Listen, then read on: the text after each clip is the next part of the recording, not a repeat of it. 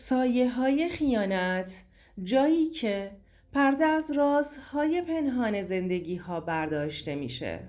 یه روز معمولی بود، 13 به در، اما یه پیامک باعث شد همه چیز برام تموم بشه. از اون لحظه به بعد دیگه هیچ وقت مثل قبل نشدم. از وقتی یادم میاد 13 به در همیشه برای من یکی از دوست داشتنی ترین و قشنگ ترین روزهای سال بود.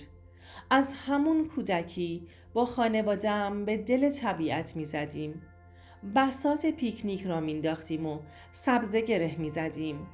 با این امید که آرزوهامون برآورده بشه. مامانم همیشه میگفت نگار، سبزه رو محکم گره بزن که سال دیگه چیزی که دوستش داری رو به دست بیاری. منم با ذوق بچگی سبزه ها رو یکی یکی گره می زدم و زیر لب آرزو می کردم که یه روز عشق واقعی رو تجربه کنم. اما هیچ وقت فکر نمی کردم که یه روز درست در همین روز 13 به در زندگیم زیر و رو بشه. اسمم نگاره، 30 سالمه و 5 ساله که با احسان ازدواج کردم. از بچگی آرزو داشتم یه عشق واقعی داشته باشم، یکی که باهاش خوشبخت بشم. زندگی من و احسان شاید رویایی نبود، اما فکر می کردم که خوشبختم. احسان به ظاهر همون مرد ایدئال بود، شوخ طبع، اجتماعی، خوش برخورد، کسی که همیشه جمعها رو گرم می کرد و کسی که همیشه می دونست چطور دل آدم رو به دست بیاره.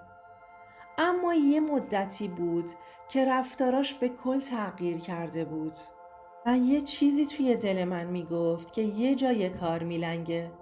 تماس‌های پنهانی، شب‌هایی که دیر می اومد خونه و نگاه‌های مضطربش وقتی گوشیش رو بر می داشتم و گوشی که همیشه سایلنت بود. نگاه‌هایی که وقتی به گوشیش زل می زد رنگش عوض می شد. اما من مثل همه زنهایی که دوست دارن زندگیشون رو حفظ کنن خودم رو گول می زدم. 13 به در امسال مثل هر سال قرار شد با جمع دوستان و فامیل به یه باغ تو اطراف تهران بریم. همه چی خوب و عالی بود. بساط کباب، خنده، بگو بخند، ولی ته دلم یه چیزی سنگینی می کرد. انگار دلم شور یه اتفاق می زد. همه چیز از اون لحظه شروع شد که آرمان، یکی از دوستای احسان، به طور تصادفی گوشیشو برداشت که به خیال خودش شماره ای رو چک کنه. اما نمیدونم تو اون چند ثانیه چی دید که یهو چشماش یه جوری شد و نگاش تغییر کرد. رنگش پرید، نفسش برید و گوشی رو آروم گذاشت سر جاش و بعدم با نگاه ریز و درشتش چیزایی رو به بقیه با بیکلامیش رسوند که من ازش بیخبر بودم.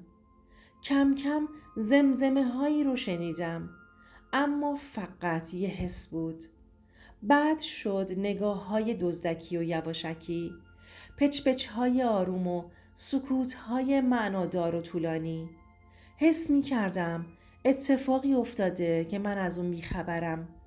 من که همیشه تو جمع پر حرف و سر حال بودم، یه دفعه دیدم که همه انگار ازم فاصله گرفتن.